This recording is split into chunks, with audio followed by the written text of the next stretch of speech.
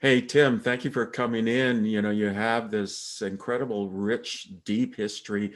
I consider you the finest professional I've ever met and producing engagements, events, and so on. And just incredible, the talent and the experience you bring to the table. So I'm really looking forward to our discussion today. So again, thank you for coming in and sharing your insights with our audience. Oh, no, thank you for having me, Stephen. Always a pleasure.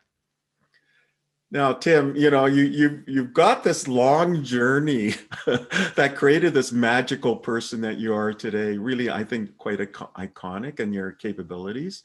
Maybe what are two or three inflection points that made you the person you are today? This incredible talent that I see today.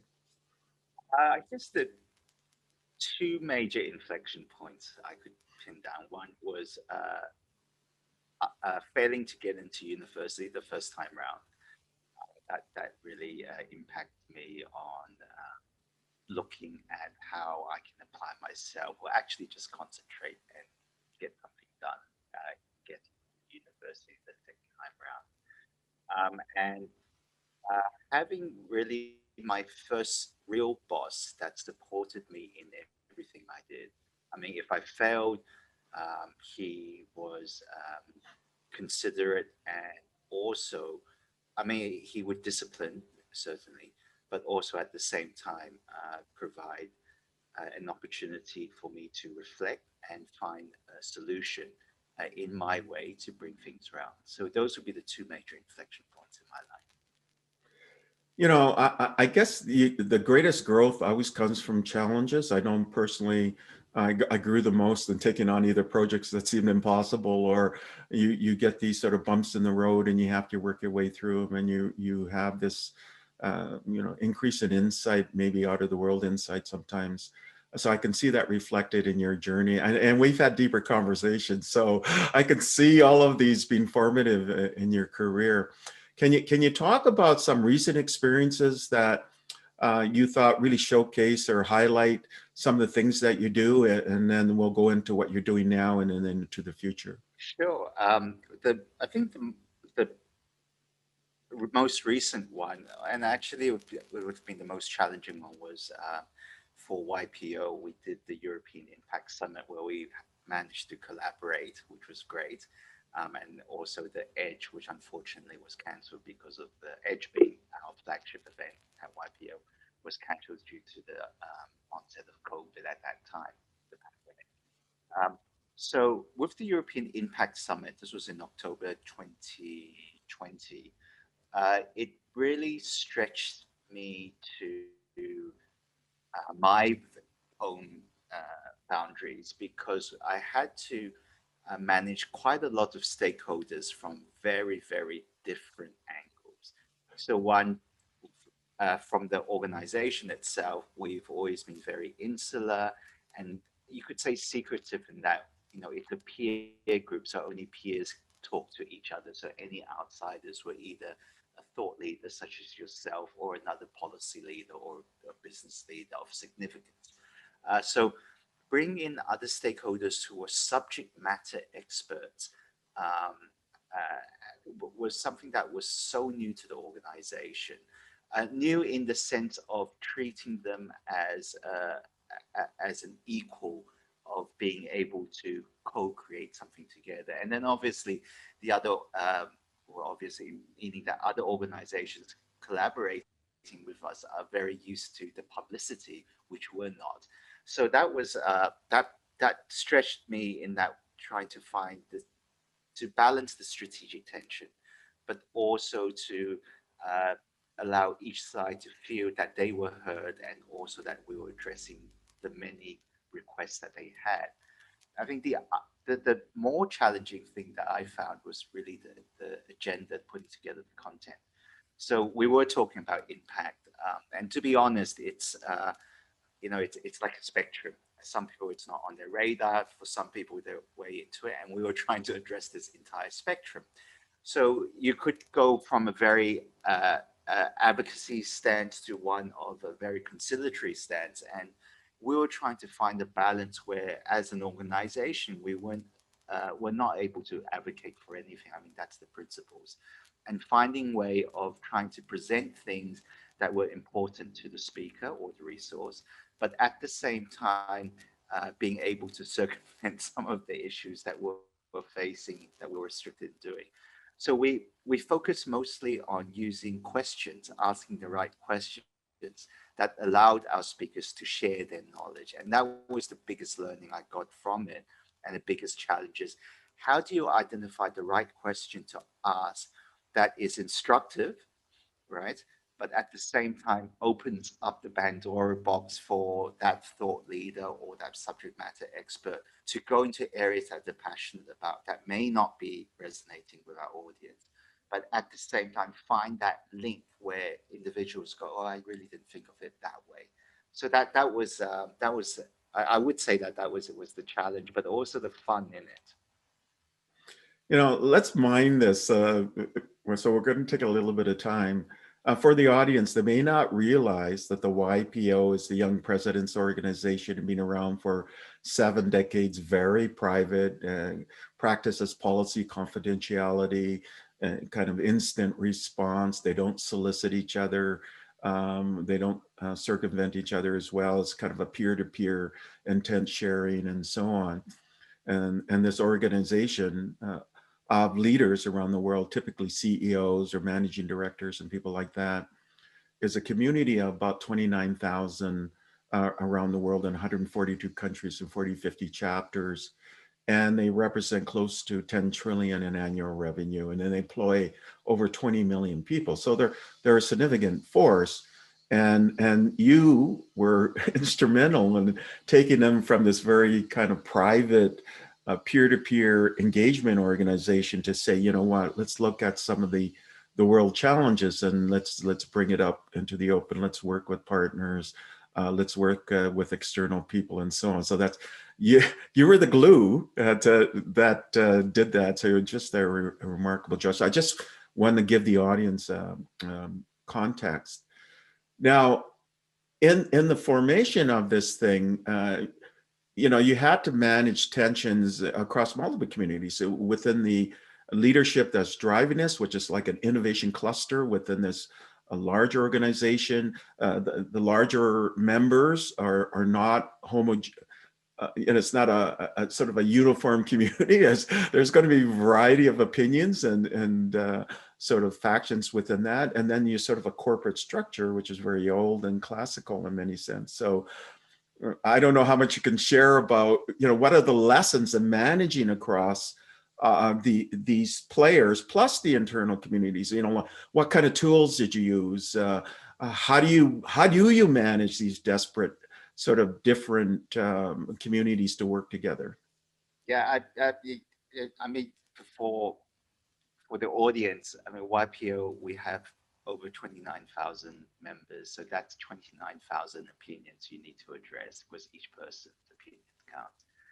To support that, we have a professional management structure, which we call the management. So that's very process driven. And immediately you can see that it is the opposite. And there is a strategic tension. Your chief executive is the final decision maker. He or she is a member. They never get to say or hear no from anyone. On the other side, we have the management organization that have to ensure there is a process in place for one, checks and balances, but also for sustainability, scaling opportunities, but an opportunity for us to pinpoint exact at what stage there might be some blockages or some inefficiencies. Now, the difficulty that uh, obviously happens is that with the profiling of what you would say a client, and the client is always right. You always face difficulties or challenges of individuals steamrolling things or insisting that things go ahead. On the other side, the management uh, can at one point become uh, complacent in following processes. So, how do you bring both sides together? Um, the way I've seen things is you cannot speak to people at their level. Meaning, what I mean by that is you need to be able to inspire people so that they all aim for the same goal, rather than from their starting point thinking, this is the way I'm going to do it, and this is how I'm going to get to it. Well, if you keep doing it the way you're doing, you might not ever get to it that way. And that's always been my ethos in doing, in looking at things from all sides. And I would then have to uh, sometimes negotiate with individuals or groups of why we're doing it, not to lose sight of the grander vision, and provide the solutions or suggestions of how we can get there based on the existing processes or based on the vision that the client may have. I'm not sure if I answered the question of that. Yeah, I mean, you're managing the conversation in a way that people still want to engage and feel inspired, but not in a sense that they're going to dominate that conversation as well. So, there's this concept of herding cats in a way, right? So, Yes, it is very much about herding cats, and it is I guess also, just from my own personal experience, I'm a bit of an observer, so I always observe people, and with that, you begin to have quite a good inkling on certain motivations or trigger points for behaviors in individuals that uh, operate in a certain way. So some people say it's reading people. Some people say it's just being able to form a relationship quickly, and that's part of it. It's I think not most recently, but in the past 2 3 years, um, trust has been a top topic across the board in corporate or business or government. And 2 years ago, I was already saying there is a crisis of trust, and that is now starting to come up. Well, it's come up, but now people are now starting to coin it. So uh, with that is how do you build that trust? And building that trust is having that presence and I guess the confidence when you're speaking to someone that they are able to pick up from you that you have a certain level of principles and also outlook that engenders trust with that other person. So uh, it is a lot of it is based on trust, and I would say that yes, trust does get broken at times, and then you need to be able to also recover it on ways that make sense for that relationship. yeah, I guess with your so you were in essence the executive producer of this event because you were in every part of it, managing every part of it. You were a person being sort of a team of 100, but in one person. It was incredible and almost beautiful to see how you were to weave that narrative. So in other words, you bring in a speaker and they have a particular agenda and a way of thinking about a problem. It could be climate, it could be refugees, it could be the economy. And then you have people who are organizing the event and then they have their perspective and the goals they want to reach. You have the corporate structure who wants to keep everything together in a cohesive way and ensure the brand is protected and so on as well, right?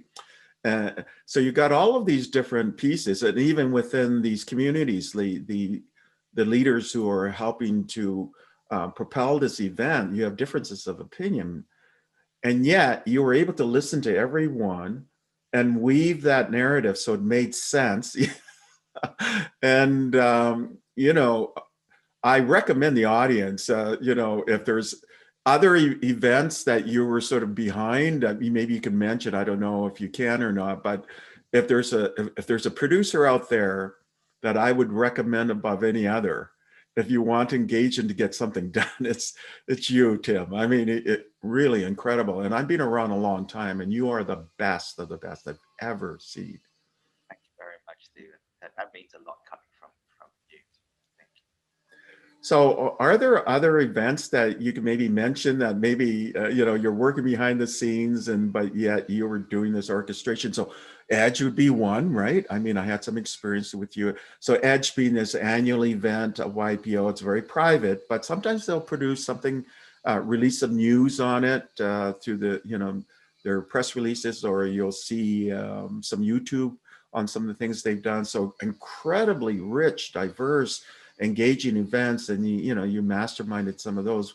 But are there others that that are publicly people can look at, or things like that? I know you do. No, when I used to do events in a big way, the internet wasn't as functional as it is now, so we didn't do much recording. Although I would say one of my biggest lessons was with Craig Barrett, Intel CEO. I'm not sure if anyone remembers Craig Barrett, but he was like the person in microprocessor chip and the Intel chip rollout.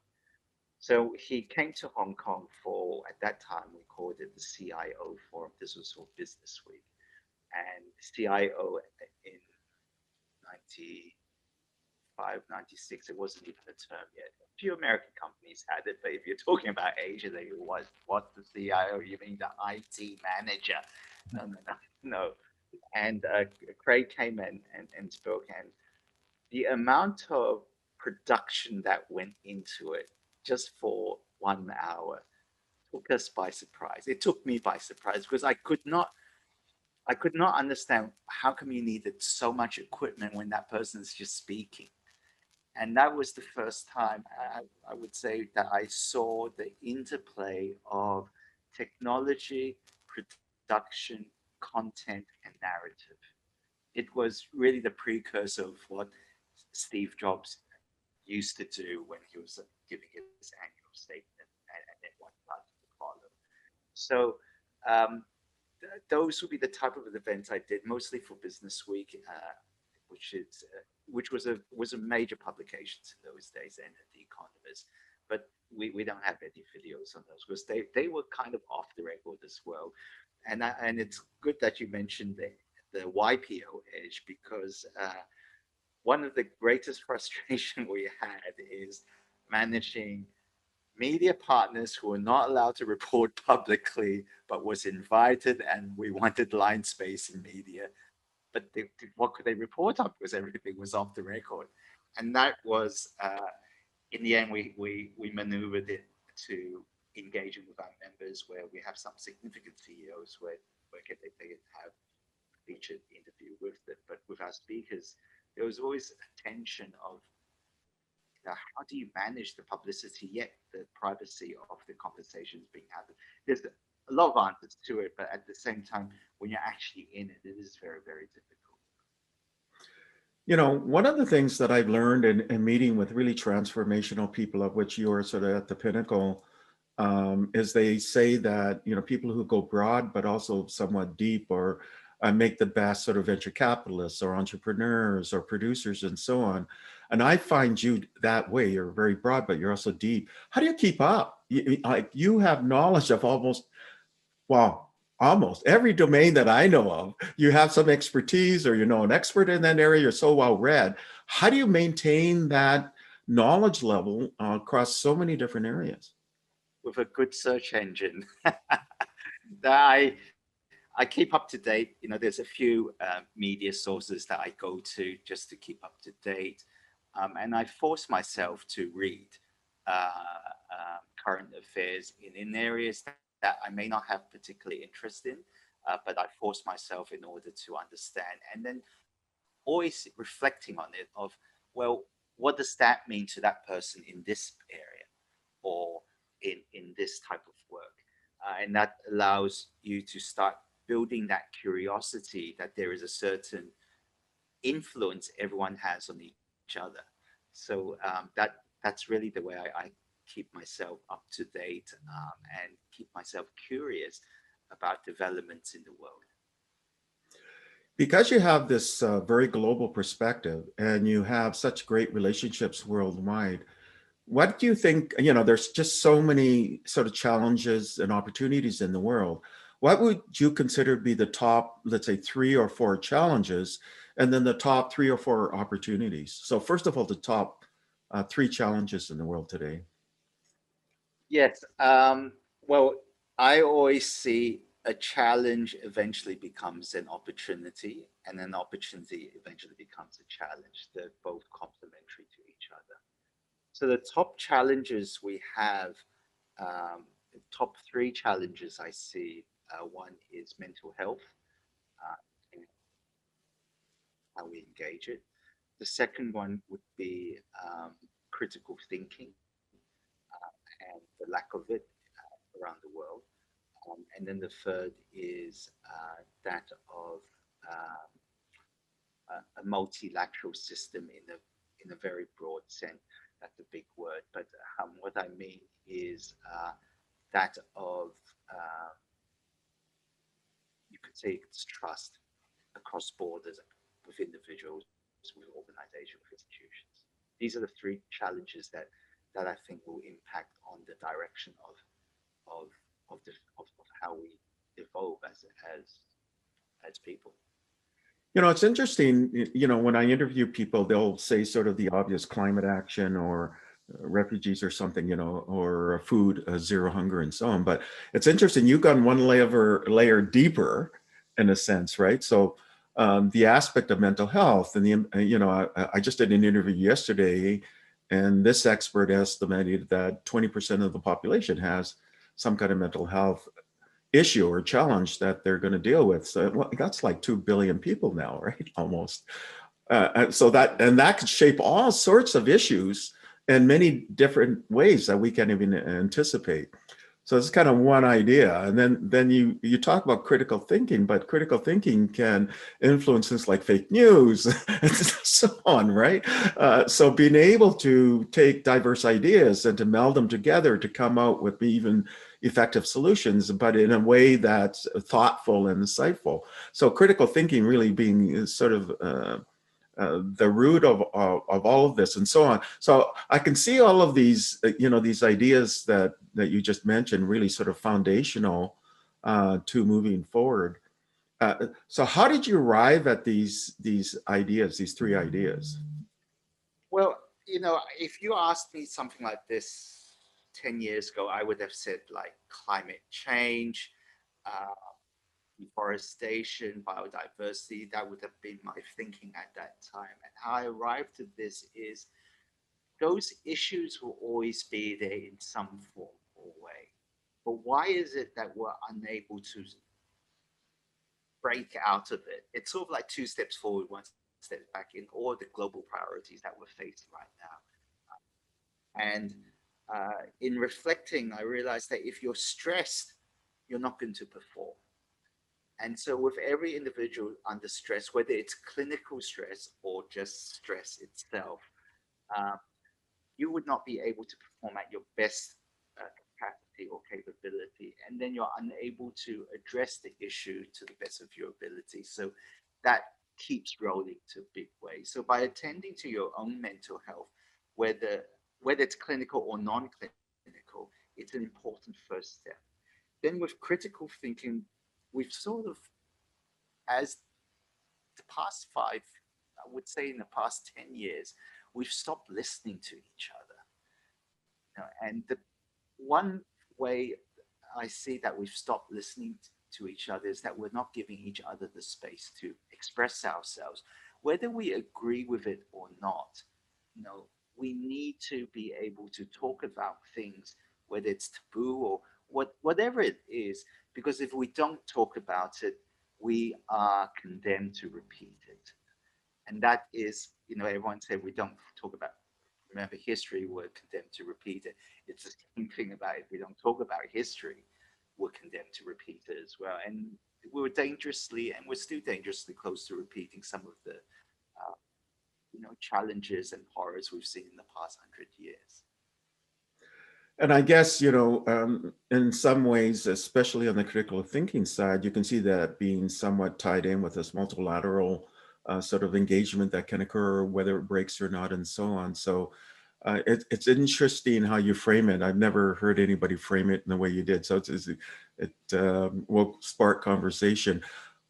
What do you think then? So we talked about sort of challenges, which also produce opportunities. From an investment standpoint or from a global engagement standpoint, well, I guess there are opportunities too. So maybe, like you said, they're really answering the same question with both the sort of the issues that we or challenges we have, which are also opportunities. Um, so in the sort of near term, what do you see as those things are going to transform? And because a lot of my audience are technical, what do you think are some of the transformational technology agents or challenges in the next, let's say, 3 to 5 years? Well, in terms of technology, I see the gamification of a lot of things to play an important role. Whether you call the emerging trend of short attention span, or I like to say that there's just a lot to absorb now, um, and and the way that it's being presented, gamification allows us to make things fun. And when we think back as a as as people, our greatest learning experience has always been through play, and that's how we've learned as children growing up. And it's the fun moments that we remember, and also the bad moments. The fun moments that allows us to explore more of the possibilities. And technology used in gamification of a lot of things uh, in what we do or learn, I think will help address a lot of the stuff that are not a lot of the three challenges that I talked about. If we start to gamify the way we approach our own lifestyle, that allows us to make small changes in our lives. In critical thinking, that's a heavy term and heavy stuff. But if we're able to gamify it and make it fun, yeah, I would start to learn a lot more history if it was fun rather than traditional means of memorization or just why this happened and try to analyze it. Maybe gamify it by doing a lot of parallel or lateral connection. Then it makes it interesting and curious. And then the gamification of a multilateral system, competition is good when it's fun, but when it gets serious, it loses that it has a sting to it then, and that's what you start. That I think that's what sort of like slowed down the globalization of a lot of things where competition became so serious that it was a it was a zero sum game, which it's not meant to be a zero sum game. I guess there's elements of that then also are creating this tension and some of the chaos that's coming from social media, right? So there's controversy around social media and the gamification that is sort of inherent and getting engagement with social media. There's pluses to that, and some people say perhaps it's creating challenges around the world. So what are your thoughts on that? Yeah, I mean, social media is wonderful if we're taught how to use it. We're not taught how to use it. It's sort of organically learned.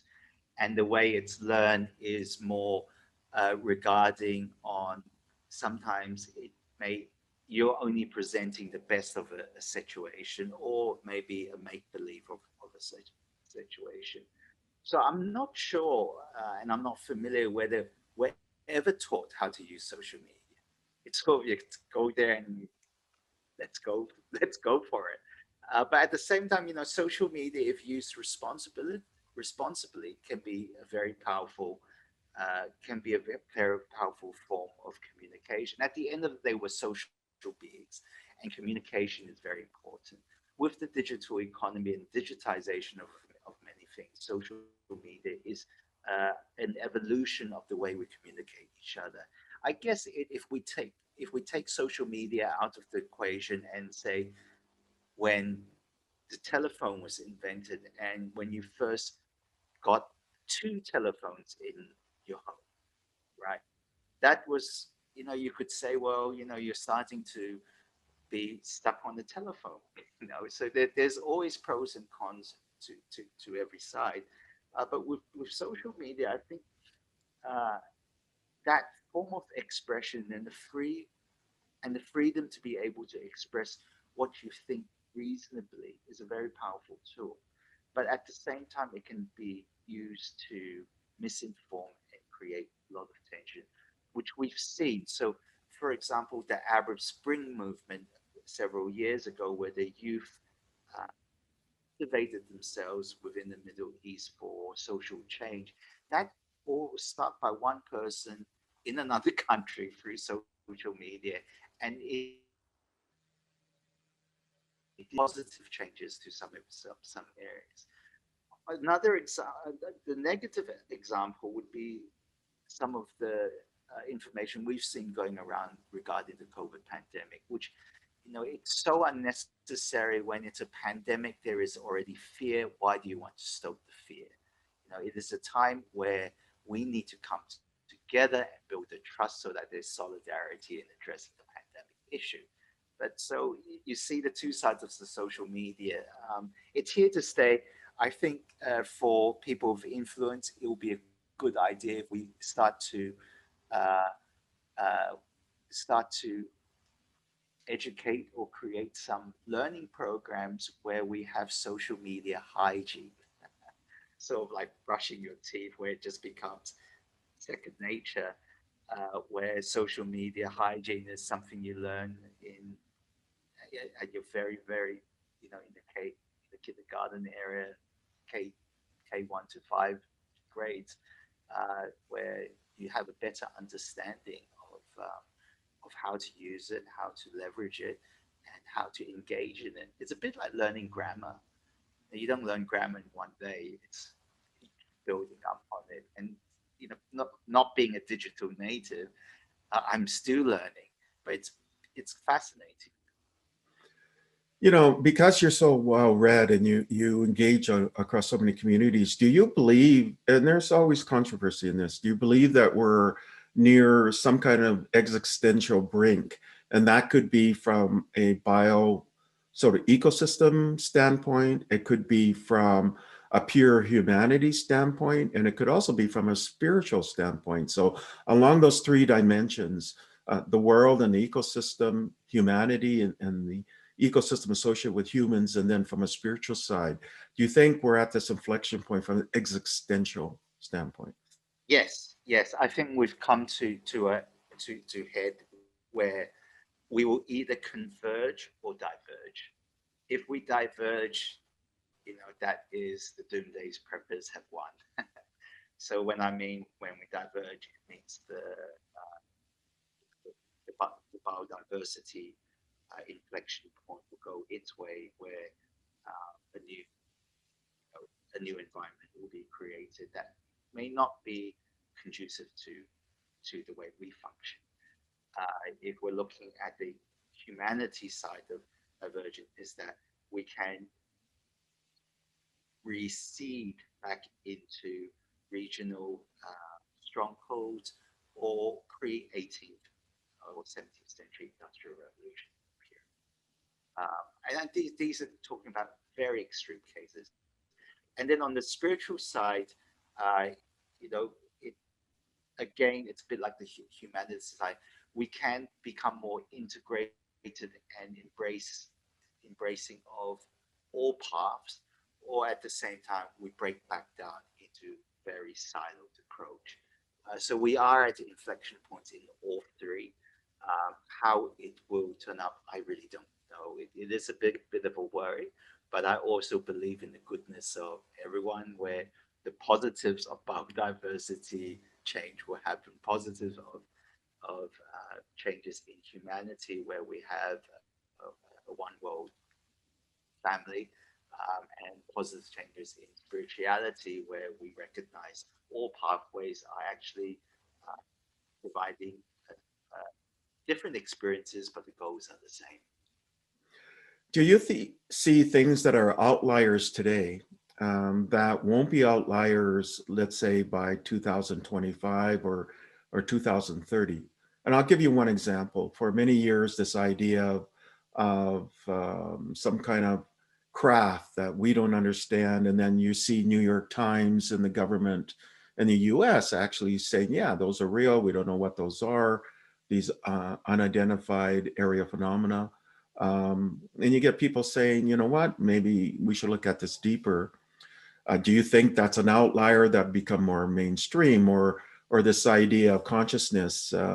Maybe it's something that is quantum related, and as we explore quantum computing, which is now going a little bit more mainstream, will maybe have a better understanding of this whole idea of consciousness. So again, an outlier becoming more mainstream, and then even our existence, maybe our existence with things like neural connectivity, and it's wireless, and it's with really mixed reality and embedded environment is going to be, we have embedded nanoprobes to a mind mesh around the planet, and sort of an acceleration of our AI, of our mental capabilities linked with AI, so that our existence will be just a new kind of existence, will then give us some kind of deeper spiritual understanding, perhaps, or some deeper understanding. Do you see these outliers becoming more mainstream in 5 years, or you think it's going to be 20 years out? Yeah, I mean, 5 years, in 5 years' time, I see there will be a more mainstreaming of the quantum field into what we see now. So a lot of the demonstrations that the CERN Institute has shown in Europe uh, is more or less, you could say, validating or acknowledging a lot of cognition that happened in more of the traditional or ancient approaches, such as through meditation, Vedic traditions, Buddhist tradition, the more Eastern approach, where we talk about consciousness and the interconnectivity of everything, is very much a quantum scientist is now talking about, but this was talked about thousands of years ago. Equally, if you look at Western spirituality or religion, if you take a step back, it also is based on that connectivity or universalism of love itself. And what I mean by the quantumness of everything is really, in a very basic level, everything is just waves. I mean, what I see now is actually doesn't exist. It's just the vibration of waves, and everything does have frequency. And once we have better understanding of it, and to move away from our usual centers of sight, we'll then begin to be able to see the waviness of everything. It's very hard to. So in 5 years' time, I see greater convergence of science and traditional approaches to things around us. And I do see a more integrated and a holistic approach to everything.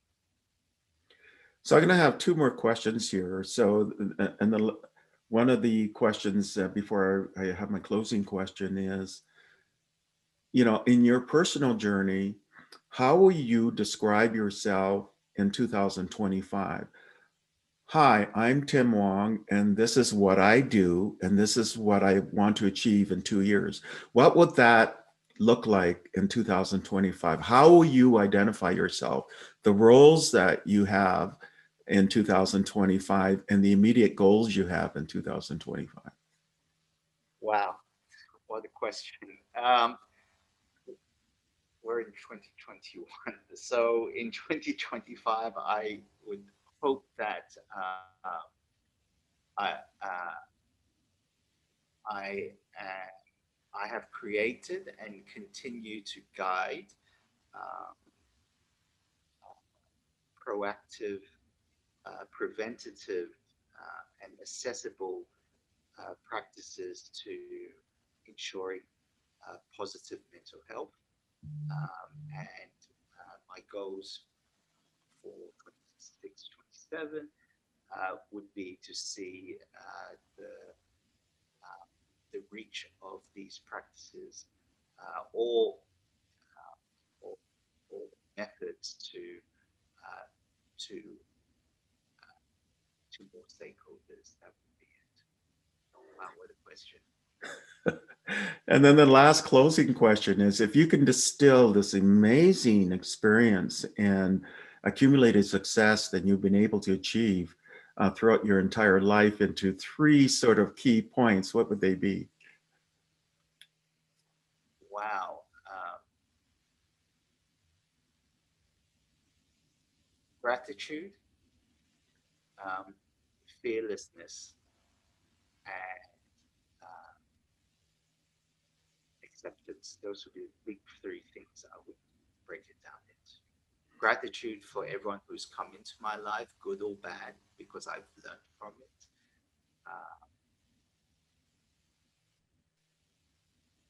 Fearlessness in that, what's the worst thing that can happen? that sort of drives you. Yeah, so, those two. What was the third one I said? Fearlessness. Those would be the two. The gratitude aspect is really interesting. It's because in a sense, it's about respecting others, right? So understanding others, but understanding yourself and showing respect for yourself, but also for others. This idea of fearlessness is about setting, stretch goals, right? So where you'll take on maybe things that are just outside of your boundary, and then by that you'll have tremendous strides and growth in terms of what you're trying to achieve. So, and these kind of two focal points that you mentioned, you've given us a lot to think about, and thank you for sharing your insights with our audience today, and really do appreciate everything that you share and will continue to contribute to the world in so many different dimensions. So, and in essence, you're part of this vibration of helping everybody to achieve more. So thank you so much. Thank you, Stephen. Thank you for having me. Thank you for listening to the Brand Called You videocast and podcast, a platform that brings you knowledge, experience, and wisdom of hundreds of successful individuals from around the world. Do visit our website www.tbcy.in to watch and listen to the stories of many more individuals. You can also follow us on YouTube, Facebook, Instagram, and Twitter. Just search for the Brand Called You.